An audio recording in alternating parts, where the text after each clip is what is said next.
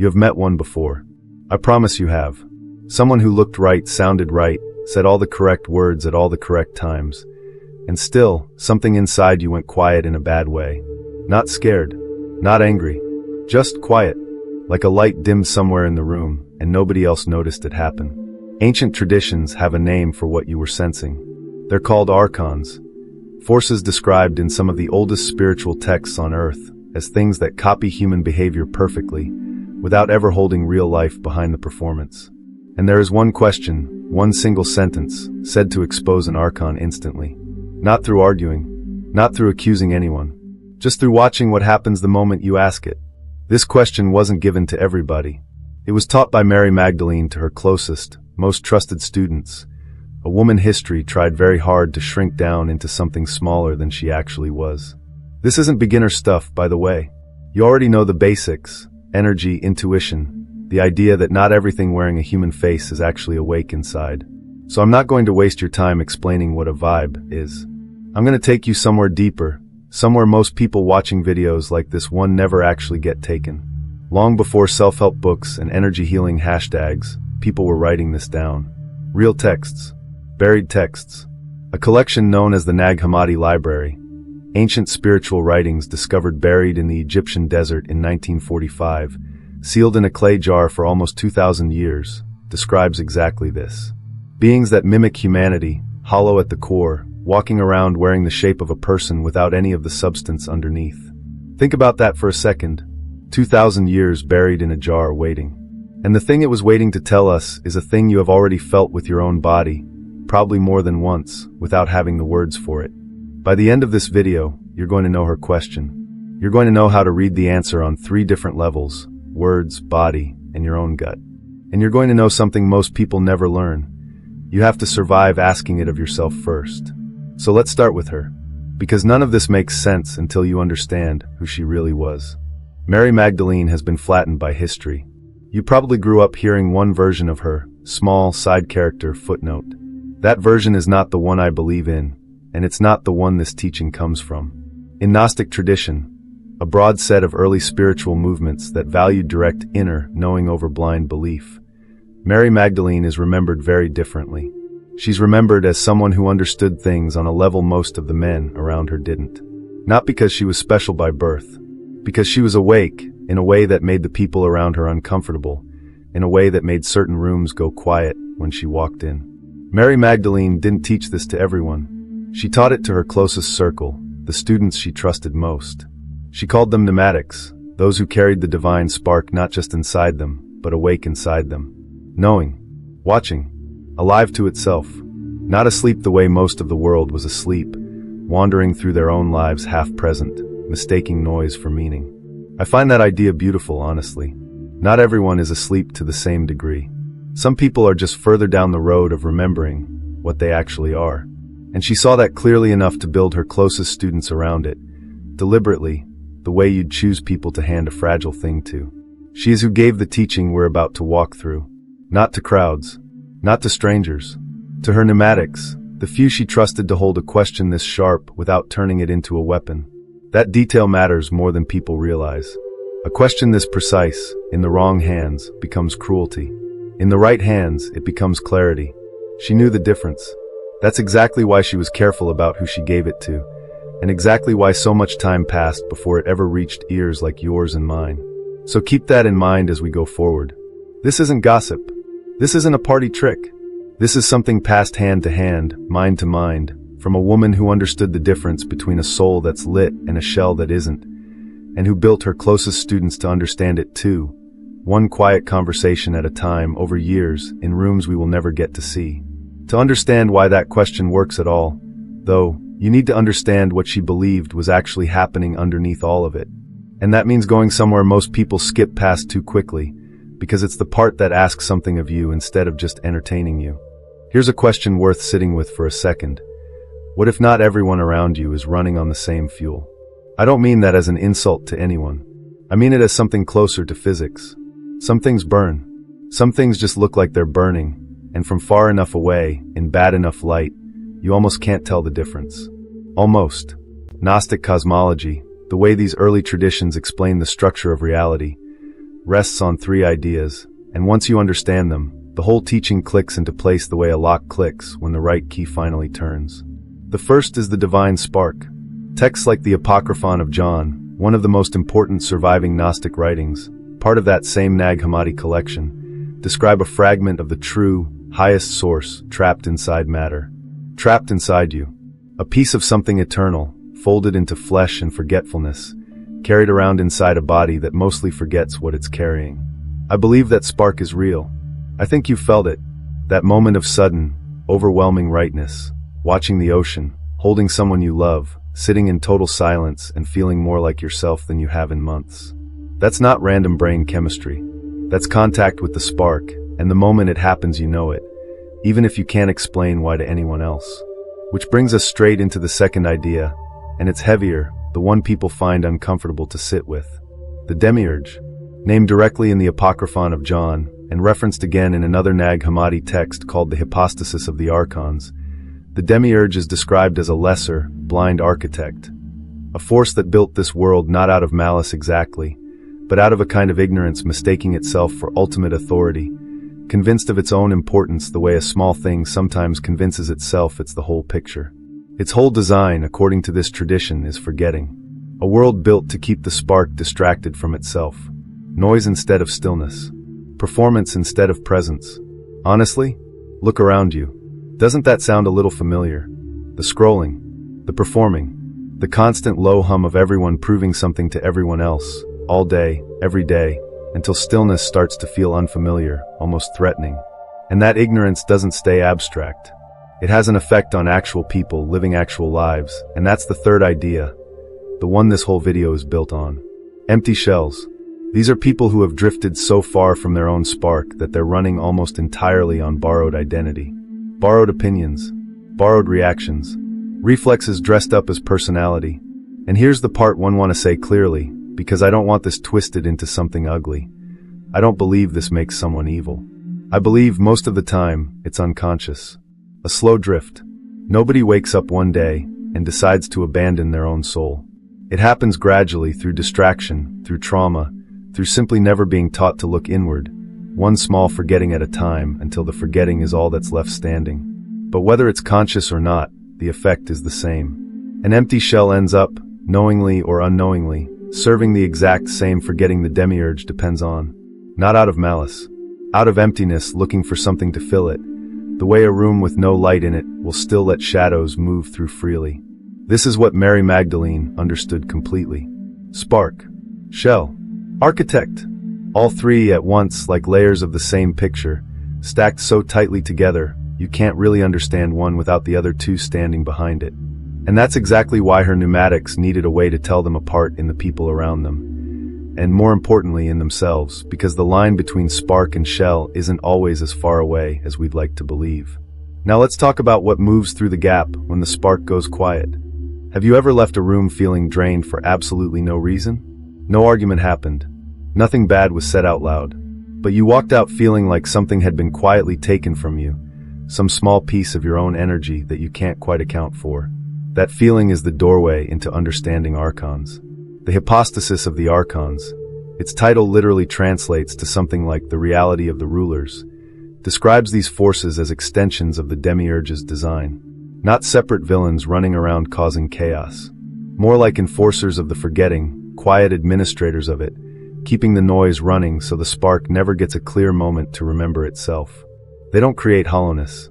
They move through it. They feed on attention, not connection. And an empty shell, already disconnected from its own spark, is the easiest doorway for that kind of feeding to happen through. Not because the shell invited it in on purpose, but because an open door doesn't need an invitation, it just needs to be open. Here's my honest opinion, because I think it matters. I don't think Archons are always some separate entity floating around you. Sometimes, sure, this tradition absolutely describes them that way, as real and distinct as anything else in the room. But I also think the pattern shows up as a kind of frequency, a behavior, a way certain interactions leave you feeling smaller instead of fuller, lighter in your wallet of energy instead of richer for having spoken to another person at all. Carl Jung, the psychoanalyst famous for exploring what he called the shadow self, the parts of a person hidden even from themselves, Never used the word Archon in his clinical work, but honestly, read his description of the shadow sometime, and tell me it doesn't rhyme with everything we just talked about. Different language, same recognition, 100 years apart, arriving at the same doorway from two completely different directions. Something ancient, showing up again in modern words, dressed differently but unmistakably the same shape underneath. I've felt this myself. A conversation that looked completely normal on the surface, and left me feeling hollowed out for the rest of the day, unable to explain to anyone why a perfectly pleasant exchange had left me feeling like I'd been standing in a cold draft for 20 minutes. I used to think I was overreacting. I don't think that anymore. I think my spark was simply telling me the truth before my mind caught up to it. The way your hand pulls back from something hot before your brain has even finished processing hot.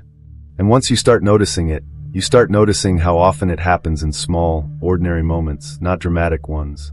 A coworker who asks how your weekend was, and somehow makes you feel like you owe them a performance instead of an answer. A family gathering where everyone is talking, and somehow nobody actually said anything real the entire evening. A stranger at a party who mirrors your energy so precisely, so perfectly, that something about the precision itself feels wrong. The way a photograph of a smile can look flawless and still feel like it's missing something a real smile has. None of that proves anything on its own. A bad mood, a long day, low blood sugar.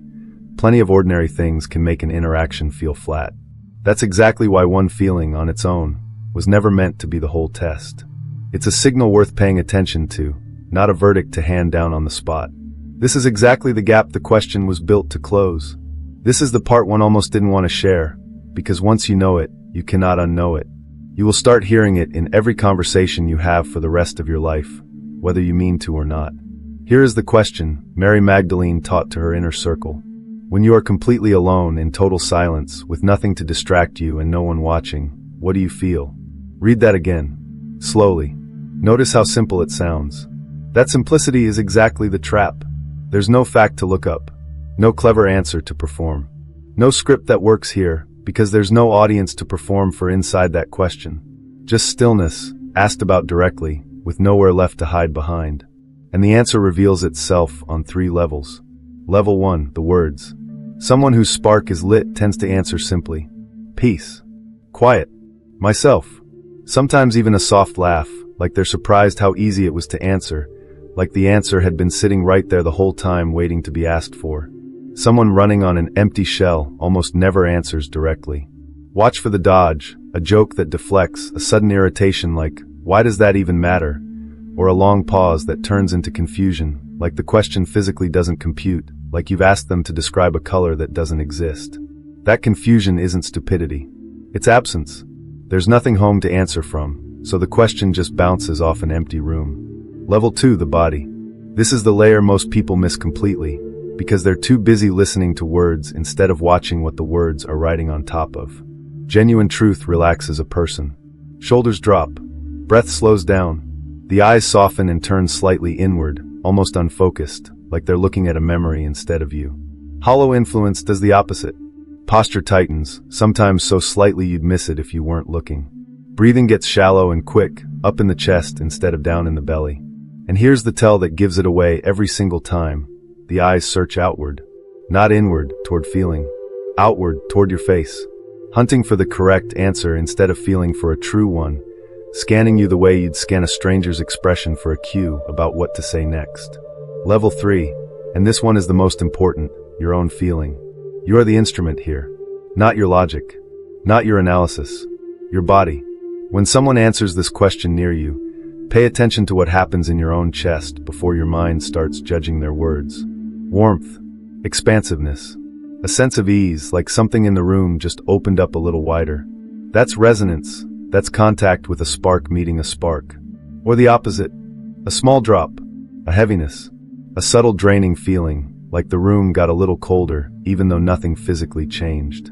That's your system correctly detecting a hostile frequency, whether your conscious mind has caught up yet or not, and it usually gets there first.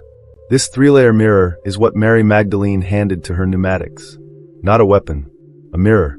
Something to hold up gently, and simply watch what reflects back, without needing to force the reflection into anything it isn't.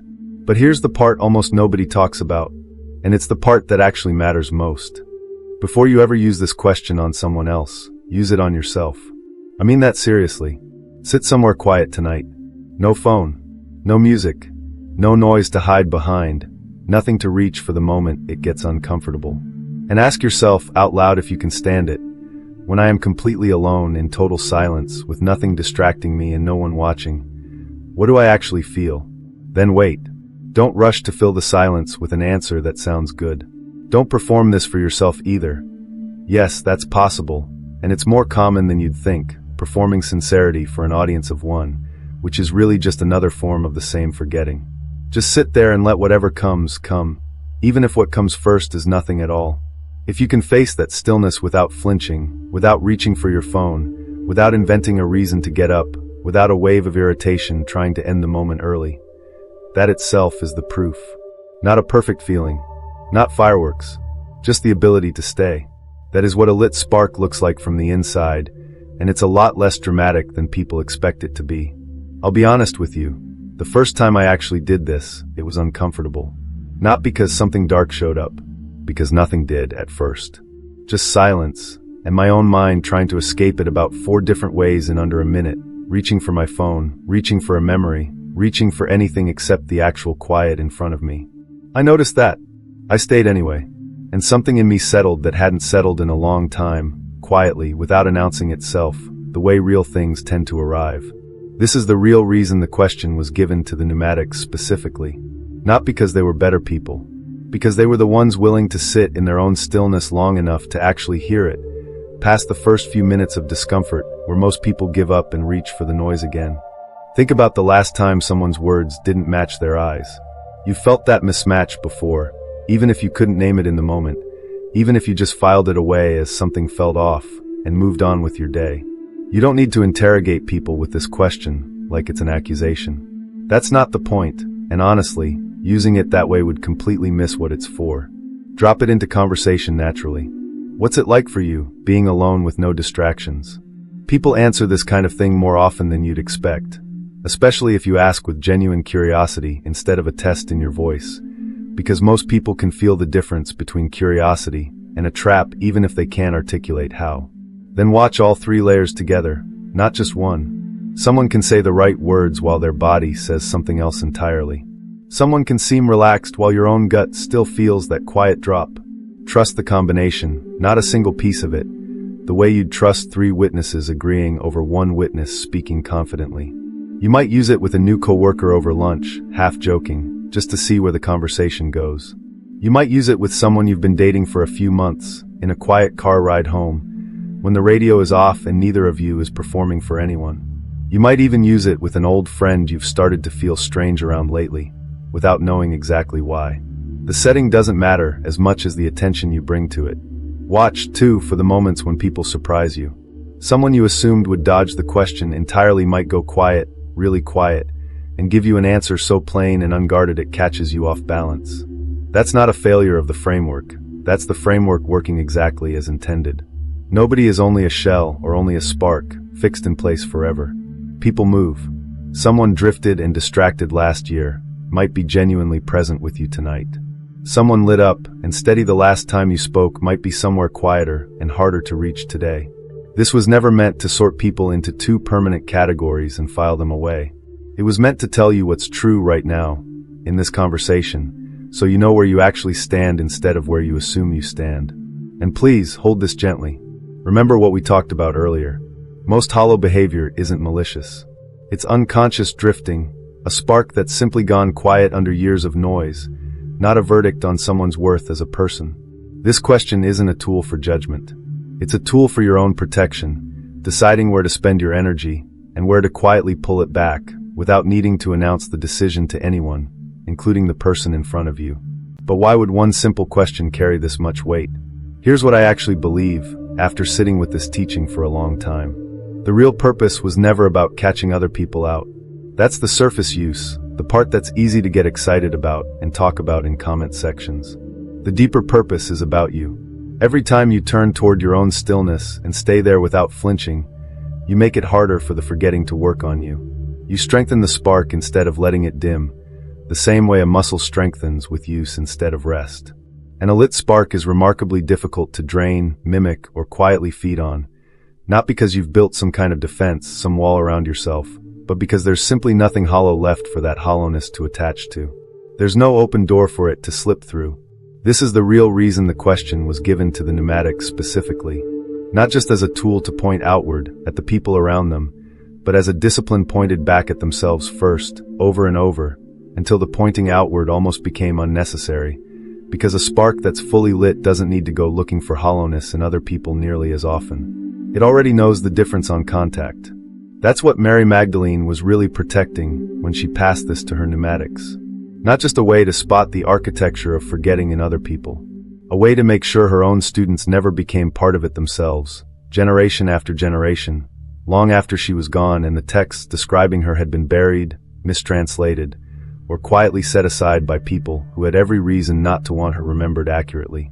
I told you at the start of this video that you wouldn't sit across from someone the same way again. I meant it. You now carry a question most people will go their whole lives without hearing. Use it carefully. Use it on yourself first, always, before you ever turn it toward anyone else. And when you use it on someone else, do it the way she would have wanted, with a mirror, not a blade, with curiosity, not a verdict already decided before the words leave your mouth.